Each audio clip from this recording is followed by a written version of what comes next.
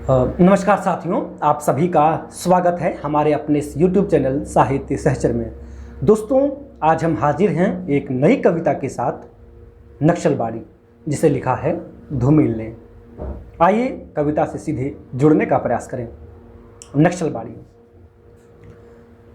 सहमति नहीं, यह समकालीन शब्द नहीं है। इसे बालिगों के बीच चालू मत करो।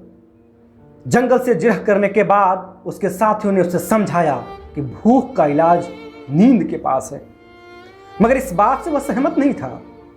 विरोध के लिए सही शब्द टटोलते हुए उसने पाया कि वह अपनी जुबान सहुआइन की जान पर भूल आया है।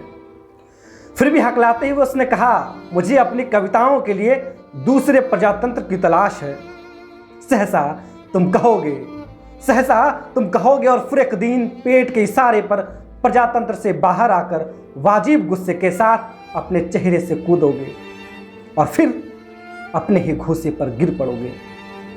क्या मैंने गलत कहा? आखिरकार इस खाली पेट के सिवा तुम्हारे पास वह कौन सी सुरक्षित जगह है जहां से खड़े होकर तुम अपने दाहिने हाथ की साजिश के खिलाफ लड़ोगे? यह एक खुला हुआ सच है कि आदमी दाएं हाथ की नैतिकता से इस कदर मजबूर होता है कि तमाम उम्र गुजर जाती है मगर गांड से बाएं हाथ से धोता है। और अब तो हवा भी बदल चुकी है और सारे इश्तहार उतार लिए गए हैं जिनमें कल आदमी अकाल था। वक्त के फालतू हिस्सों में छोड़ी गई फालतू कहानियां देश प्रेम के हिज्जे भूल चुकी है और वह सड़क समझौता बन गई है जिस पर खड़े होकर कल तुम संसद को बाहर आने के लिए आवाज दी थी। नहीं, अब वहां कोई नहीं है। मतलब की इबारत से होकर सबके सब व्यवस्था के पक्ष में चले गए हैं।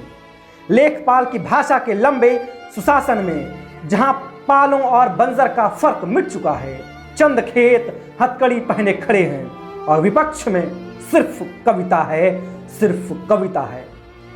सिर्फ हज्जाम की खुली हुई किस्मत में उस्तरा चमक रहा है।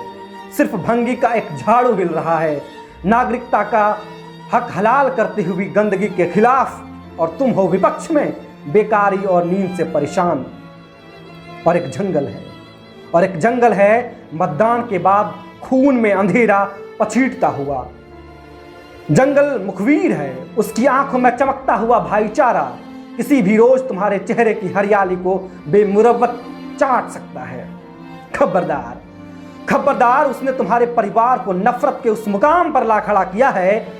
कल तुम्हारा सबसे छोटा लड़का भी तुम्हारे पड़ोसी का गला अचानक अपनी स्लेट से काट सकता है। क्या मैंने गलत कहा? आखिरकार। धन्यवाद।